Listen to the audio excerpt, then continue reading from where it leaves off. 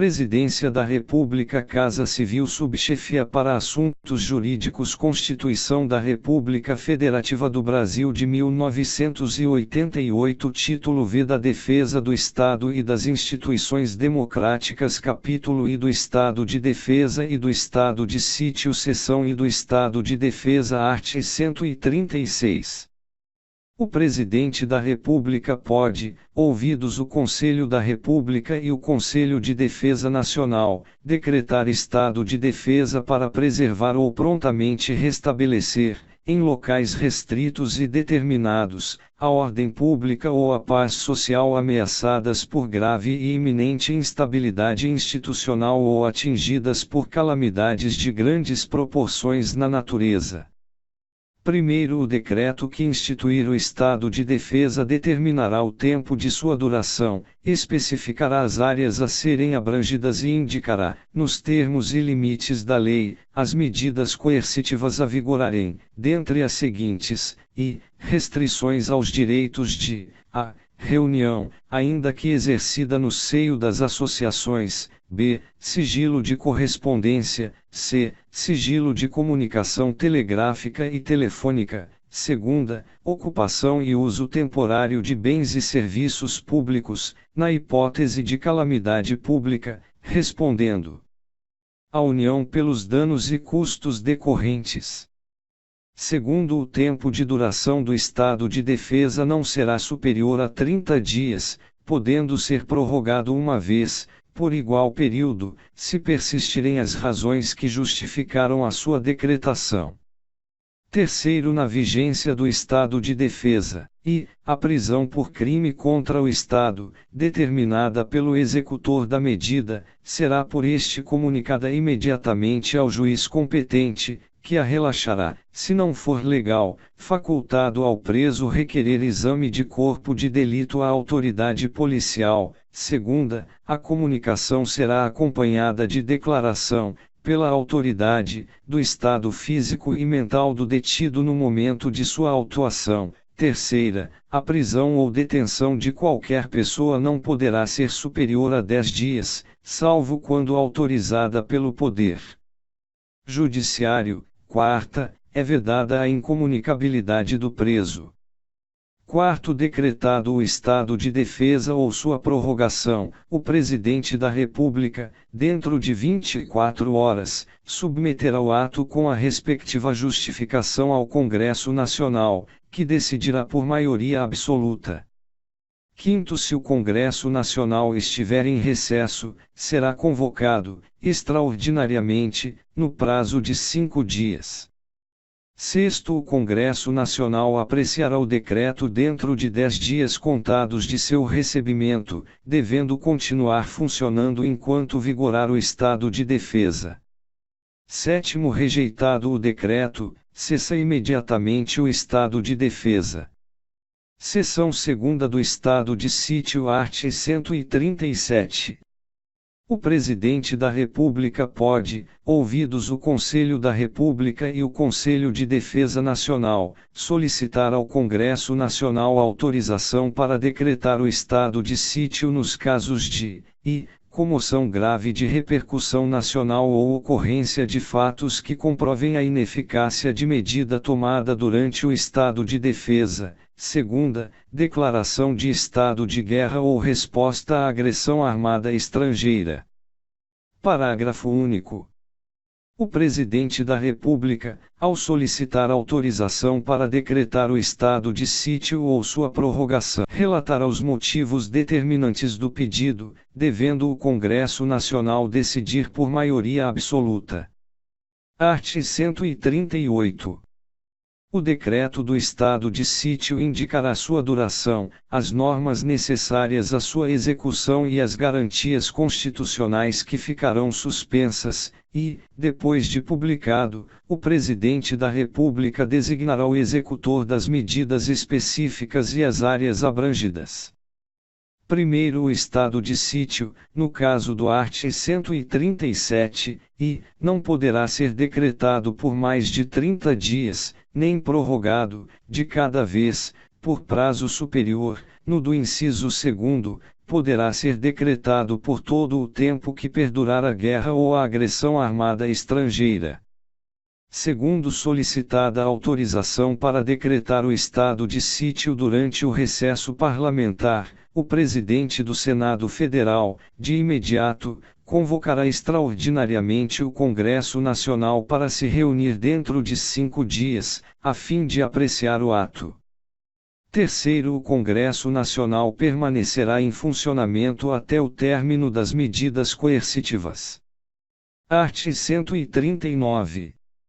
Na vigência do estado de sítio decretado com fundamento no art. 137, só poderão ser tomadas contra as pessoas as seguintes medidas, obrigação de permanência em localidade determinada, segunda, detenção em edifício não destinado a acusados ou condenados por crimes comuns, terceira, restrições relativas à inviolabilidade da correspondência, ao sigilo das comunicações, à prestação de informações e à liberdade de imprensa, radiodifusão e televisão, na forma da lei. Quarta, suspensão da liberdade de reunião, busca e apreensão em domicílio. Sexta, intervenção nas empresas de serviços públicos. Sétima, requisição de bens. Parágrafo único.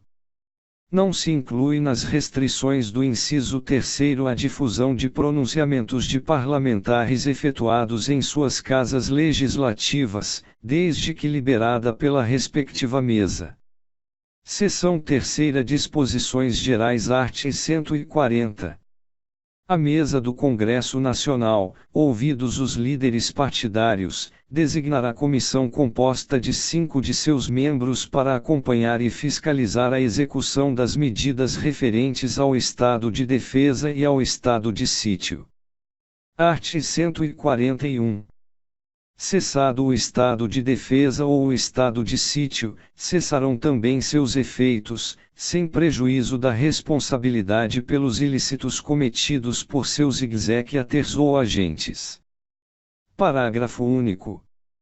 Logo que cesse o estado de defesa ou o estado de sítio, as medidas aplicadas em sua vigência serão relatadas pelo Presidente da República, em mensagem ao Congresso Nacional, com especificação e justificação das providências adotadas, com relação nominal dos atingidos e indicação das restrições aplicadas. Capítulo 2 das Forças Armadas. Art. 142. As Forças Armadas, constituídas pela Marinha, pelo Exército e pela Aeronáutica, são instituições nacionais permanentes e regulares, organizadas com base na hierarquia e na disciplina, sob a autoridade suprema do Presidente da República, e destinam-se à defesa da pátria, à garantia dos poderes constitucionais e, por iniciativa de qualquer destes, da lei e da ordem. Primeiro, lei complementar estabelecerá as normas gerais a serem adotadas na organização, no preparo e no emprego das Forças Armadas. Segundo, não caberá habeas corpus em relação a punições disciplinares militares.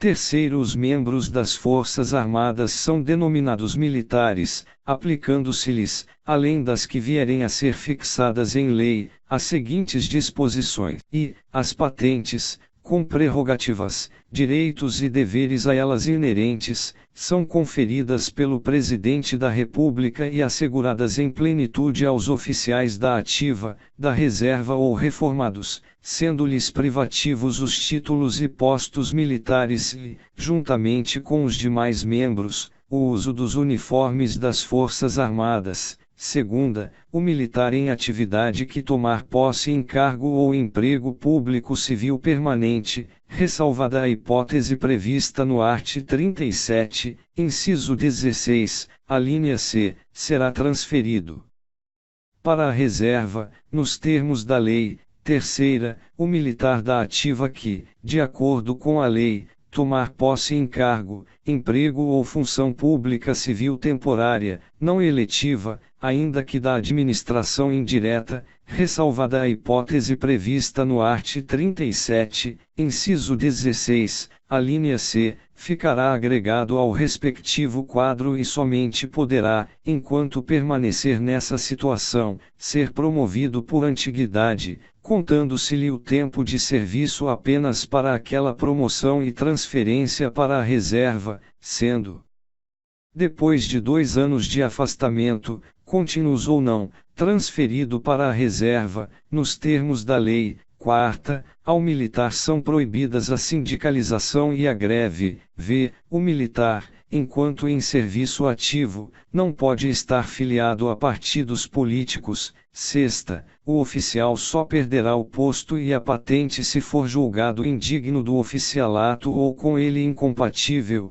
por decisão de tribunal militar de caráter permanente, em tempo de paz, ou de tribunal especial, em tempo de guerra. Sétima, o oficial condenado na justiça comum ou militar a pena privativa de liberdade superior a 2 anos, por sentença transitada em julgado, será submetido ao julgamento previsto no inciso anterior. Oitava, aplicar-se aos militares o disposto no art. 7º, incisos 8ª, 12, 17, 18, 19 e xxv, e no art. 37, incisos 11, 13, 14 e 15, bem como, na forma da lei e com prevalência da atividade militar, no art. 37, inciso 16, a linha C, x, a lei disporá sobre o ingresso nas Forças Armadas, os limites de idade, a estabilidade e outras condições de transferência do militar para a inatividade, os direitos, os deveres, a remuneração, as prerrogativas e outras situações especiais dos militares, consideradas as peculiaridades de suas atividades, inclusive aquelas cumpridas por força de compromissos internacionais e de guerra. Art. 143. O serviço militar é obrigatório nos termos da lei. Primeiro, às Forças Armadas compete, na forma da lei, atribuir serviço alternativo aos que, em tempo de paz, após alistados, alegarem imperativo de consciência, entendendo-se como tal o decorrente de crença religiosa e de convicção filosófica ou política, para se eximirem de atividades de caráter essencialmente militar. Segundo, as mulheres e os eclesiásticos ficam isentos do serviço militar obrigatório em tempo de paz, sujeitos, porém, a outros encargos que a lei lhes atribuir. Capítulo 3 da Segurança Pública, art. 144. A segurança pública, dever do Estado, direito e responsabilidade de todos, é exercida para a preservação da ordem pública e da incolumidade das pessoas e do patrimônio, através dos seguintes órgãos: I. Polícia Federal; segunda, Polícia Rodoviária Federal; terceira, Polícia Ferroviária Federal; quarta, Polícias Civis; V. Polícias Militares e Corpos de Bombeiros Militares. Primeiro, a Polícia Federal, instituída por lei como órgão permanente, organizado e mantido pela União e estruturado em carreira, destina-se a apurar infrações penais contra a ordem política e social ou em detrimento de bens, serviços e interesses da União ou de suas entidades autárquicas e empresas públicas, assim como outras infrações cuja prática tenha repercussão interestadual ou internacional e exija repressão uniforme, segundo se dispuser em lei. Segunda, prevenir e reprimir o tráfico ilícito de entorpecentes e drogas afins, o contrabando e o descaminho, sem prejuízo da ação fazendária e de outros órgãos públicos nas respectivas áreas de competência. Terceira, exercer as funções de polícia marítima, aeroportuária e de fronteiras. Quarta, exercer, com exclusividade, as funções de polícia judiciária da União. Segundo a Polícia Rodoviária Federal, órgão permanente, organizado e mantido pela União e estruturado em carreira, destina-se, na forma da lei, ao patrulhamento ostensivo das rodovias federais. Terceiro, a Polícia Ferroviária Federal, órgão permanente, organizado e mantido pela União e estruturado em carreira, destina-se, na forma da lei, ao patrulhamento ostensivo das ferrovias federais. Quarto, as polícias civis, dirigidas por delegados de polícia de carreira, incumbem, ressalvada a competência da União, as funções de polícia judiciária e a apuração de infrações penais, exceto as militares. Quinto, as polícias militares cabem à polícia ostensiva e à preservação da ordem pública, aos corpos de bombeiros militares, além das atribuições definidas em lei, incumbe a execução de atividades de defesa civil. Sexto, as polícias militares e corpos de bombeiros militares, forças auxiliares e reserva do Exército, subordinam-se, juntamente com as polícias civis, aos governadores dos estados, do Distrito Federal e dos territórios. Sétimo, a lei disciplinará a organização e o funcionamento dos órgãos responsáveis pela segurança pública, de maneira a garantir a eficiência de suas atividades. Oitavo, os municípios poderão constituir guardas municipais destinadas à proteção de seus bens, serviços e instalações, conforme dispuser a lei. Nono, a remuneração dos servidores policiais integrantes dos órgãos relacionados neste artigo será fixada na forma do quarto do art. 39. 10. A segurança viária, exercida para a preservação da ordem pública e da incolumidade das pessoas e do seu patrimônio nas vias públicas, e, compreende a educação, engenharia e fiscalização de trânsito, além de outras atividades previstas em lei, que assegurem ao cidadão o direito à mobilidade urbana eficiente, e segunda, compete, no âmbito dos estados, do Distrito Federal e dos municípios, aos respectivos órgãos ou entidades executivos e seus agentes de trânsito, estruturados em carreira, na forma da lei.